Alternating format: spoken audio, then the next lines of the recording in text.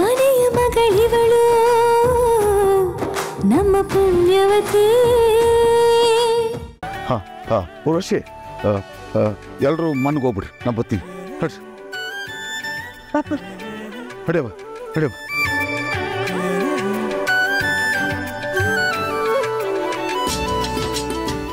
ಏನಪ್ಪ ಬರೀ ನಂತವ ಬರೀ 200 ರೂಪಾಯಿ ಐತಲ್ಲಪ್ಪ. ಈಟೆ ಕೊಡೋಕ್ಕಾಗೋದು? ನೀವೇನು ಕೊಡಬೇಡಿ ಸರ್, ಅವ್ರು ಆಲ್ರೆಡಿ ಪೇ ಮಾಡಿದ್ದಾರೆ ನಂದನ್ ಸರ್. ಹೌದಾ? ಹೌದು.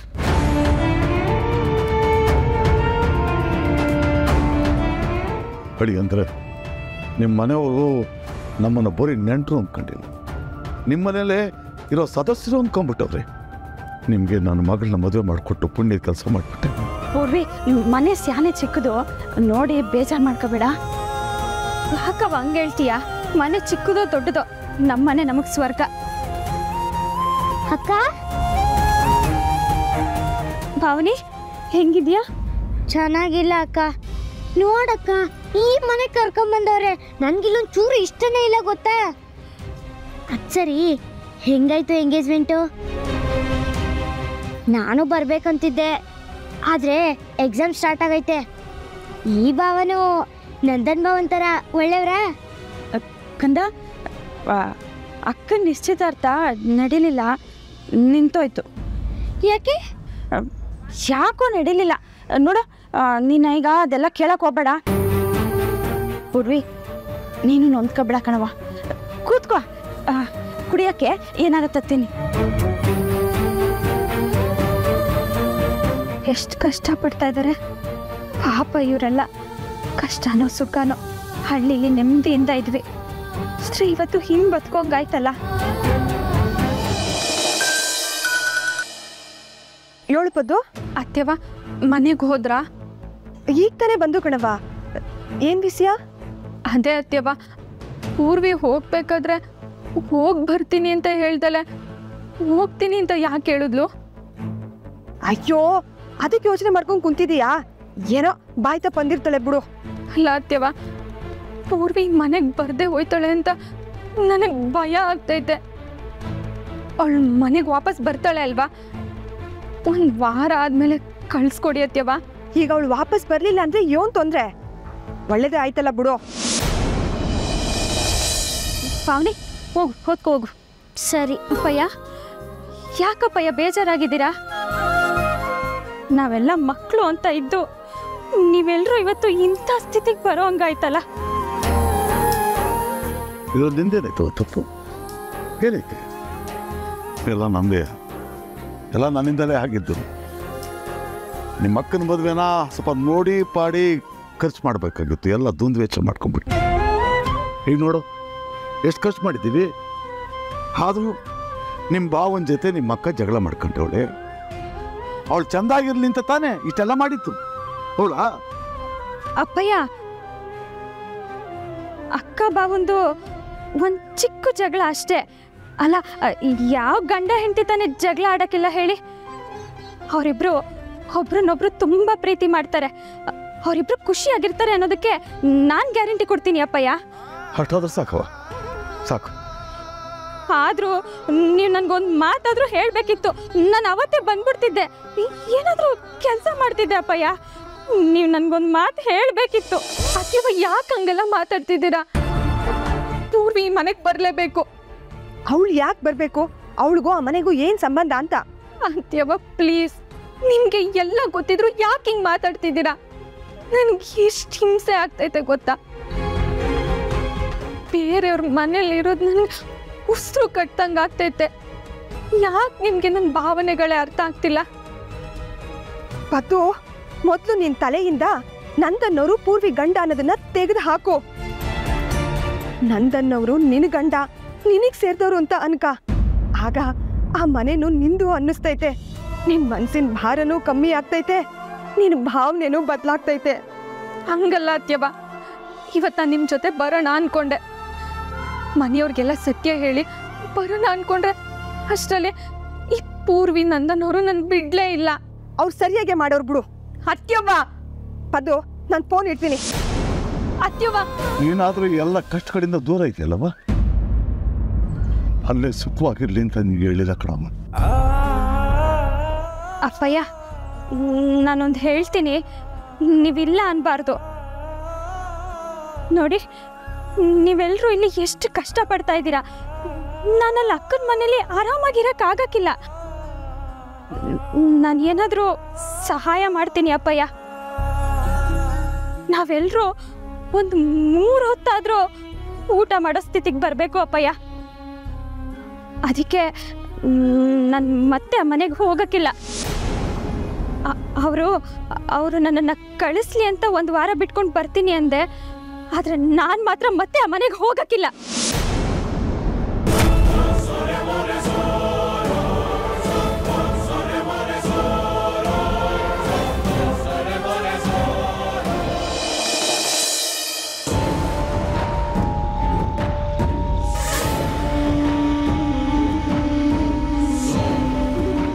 ಏನೋ ಹೇಳ್ತಾ ಇದ್ದೆ ನೀನು? ಅಲ್ಲ, ಅಮ್ಮಾಜಿಗೆ ಮಾತು ಕೊಟ್ಟು ಬಂದೀವ್ನಿ, ಇನ್ನು ವಾರದೊಳಗೆ ಕಳಿಸ್ಕೊಡ್ತೀನಿ ಅಂತ. ಈಗ ಕಳಿಸ್ಲಿಲ್ಲ ಅಂದರೆ ಅವ್ರು ಏನಂದ್ಕೊಳ್ಳಲ್ಲ ನಮ್ಮ ಬಗ್ಗೆ. ಯಾಕೆ ಹೋಗಕ್ಕಿಲ್ಲ ಅಂತಿದ್ಯಾ? ಅಲ್ಲ ಅಮ್ಮಾಜಿ, ನೀನು ಪೂರ್ತಿ ಜವಾಬ್ದಾರಿ ತಗೊಂಡವ್ರೆ. ನೀನು ಏಟ್ ವಿರೋಧಿ ಮಾಡ್ತಾವ್ರೆ. ಈಗ ನೀನು ಹೋಗಕ್ಕಿಲ್ಲ ಅಂತಂದ್ರೆ ಅವ್ರು ತಿಳ್ಕೊಳಕ್ಕಿಲ್ವಾ ಹೇಳು? ಏನ್ ಅದಕ್ಕೆವ ನೀವು? ನಮ್ಮನೆ ಮಗಳು ನಮ್ಮಲ್ಲಿದ್ರೆ ಅವ್ರು ಯಾಕೆ ತಪ್ಪು ತಿಳ್ಕೊತಾರೆ? ಊರ್ವಿಗದು ಅಕ್ಕನ ಮನೆ, ಅದು ತುಂಬ ಕುಟುಂಬ. ಅಲ್ಲಿ ಬೇರೆ ಬೇರೆ ತರ ಜನರಿದ್ದಾರೆ. ಪಾಪ ಪೂರ್ವಿಗಲ್ಲಿರಕ್ಕೆ ಹಿಂಸೆ ಆಗಕ್ಕಿಲ್ವಾ? ಹ್ಞೂ ಕಣವ, ನನಗೂ ಬೇರೆಯವ್ರ ಮನೆಗೆ ನಮ್ಮ ಮಗಳು ಇರೋದು ಇಷ್ಟ ಇಲ್ಲ. ಇರೋದೈತೆ, ಏನು ಮಾಡಲಿ? ಇಲ್ಲಿ ಈ ಪರಿಸ್ಥಿತಿ ಹಿಂಗೈತಲ್ಲ. ಇಲ್ಲಿ ಹೆಂಗೋ ಎಲ್ಲರೂ ಸಂತೋಷವಾಗಿ ಊದ್ಕೊಂಡು ತಿನ್ಕೊಂಡು ಓದ್ಕೊಳ್ಳಿ ಅಂತ ಸುಮ್ಮನಿತ್ತೆ.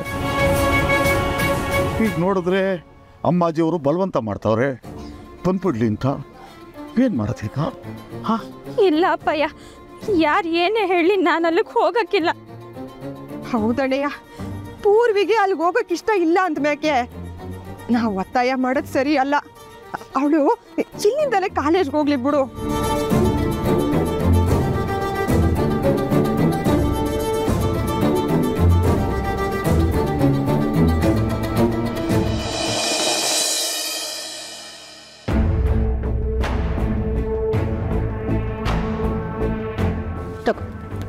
ನಂದನ್ ಜಾತಕ. ಸರಿ ಅಮ್ಮಾಜಿ, ನಂದನ್ ಜಾತಕ ಏನೂ ಇದೆ, ಪೂರ್ವಿ ಜಾತಕ ನಮ್ಮ ಹತ್ರ ಇಲ್ವಲ್ಲ. ಪರವಾಗಿಲ್ಲ, ಜಾತಕ ಇಲ್ಲ ಅಂದರೂ ಪರವಾಗಿಲ್ಲ. ಅವಳು ಹುಟ್ಟಿದ ದಿನಾಂಕ ಟೈಮು ಸಿಕ್ಕಿದ್ರೆ ಸಾಕು, ಜಾತಕ ನಾನು ರೆಡಿ ಮಾಡ್ಕೋತೀನಿ. ನಾನು ವ್ಯವಸ್ಥೆ ಮಾಡ್ತೀನಿ.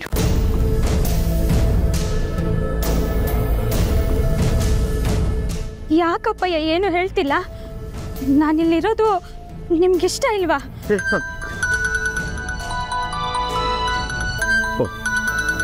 ಅಮ್ಮಾಜಿಯವ್ರಿಗೆ ಫೋನ್ ಮಾಡ್ತಾವ. ಹಲೋ ಭುಜಂಗ ಅವರೇ, ನನಗೆ ಈಗಲೇ ಪೂರ್ವಿಗೆ ಜಾತಕ ಸಿಗ್ಬೋದಾ? ಜಾತಕನ? ಅವಳು ಹುಟ್ಟಿದ ದಿನಾಂಕ ಟೈಮ್ ಇದ್ರೆ ಸಾಕು, ಹೇಳಿ. ಅಲ್ಲ ಅಮ್ಮಾಜಿ, ಇವೆಲ್ಲ ಈಗ ಯಾಕೆ ಅಂತ? ನಾನೆಲ್ಲ ಆಮೇಲೆ ಹೇಳ್ತೀನಿ, ಇಷ್ಟನ್ನು ನನಗೆ ಬೇಗ ಹೇಳಿ. ಸರಿ, ಹೇಳಿ.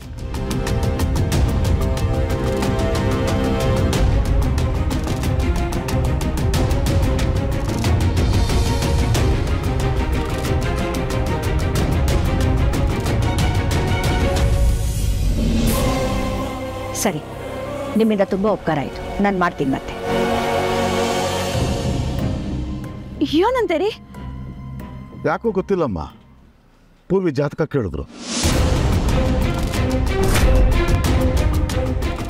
ಓ, ಪೂರ್ವಿಗೆ ಅಮ್ಮಾಜಿ ಇನ್ನೊಂದು ಗಂಡು ಹುಡುಕ್ತಿರ್ಬೋದು. ಇವತ್ತು ನಡೆದಿದ್ದ ಘಟನೆಯಿಂದ ಅವ್ರ ಮನ್ಸಿಗೆ ಸ್ಯಾನೆ ನೋವಾಗೈತೆ. ಅಮ್ಮಾಜಿಗೆ ಪಾಪ ಇವಳಿಗೆ ಮದುವೆ ಮಾಡ್ಸೋ ಗಂಟ ಸಮಾಧಾನ ಇಲ್ಲ ಅನಿಸ್ತೈತೆ.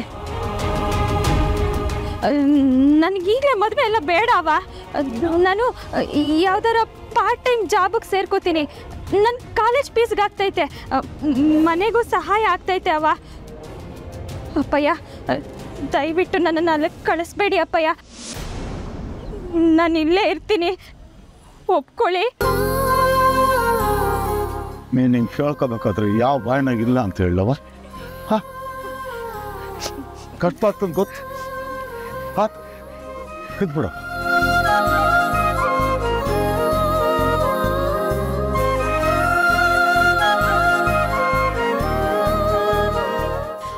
ಅಲ್ಲ ಪೂರ್ವಿ, ನಿಂಗೆ ಇಲ್ಲಿರೋದಕ್ಕೆ ಕಷ್ಟ ಆಗಕ್ಕಿಲ್ವಾ?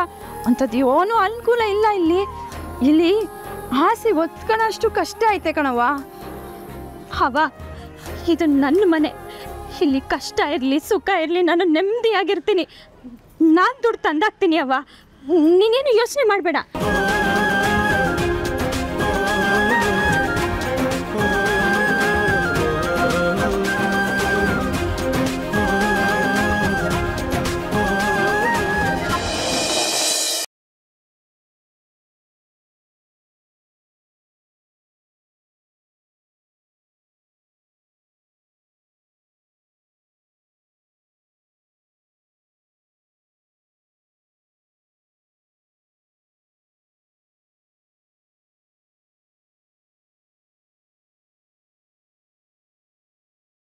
ಏನು ಯೋಚಿಸ್ದೆ?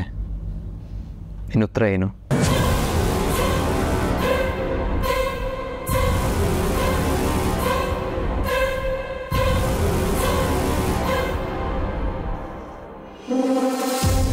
ನನಗೆ ಈ ಮೌನದ ಭಾಷೆ ಎಲ್ಲ ಅರ್ಥ ಆಗಲ್ಲ.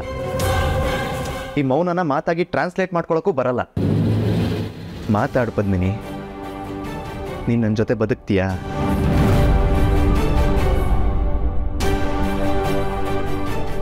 ನಿನಗೆ ಏನು ಗೊತ್ತಾ,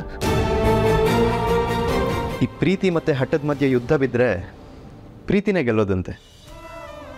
ಯಾಕಂದರೆ ಪ್ರೀತಿ ಯಾವತ್ತೂ ಬದಲಾಗದೇ ಇರೋ ಅಂಥದ್ದು.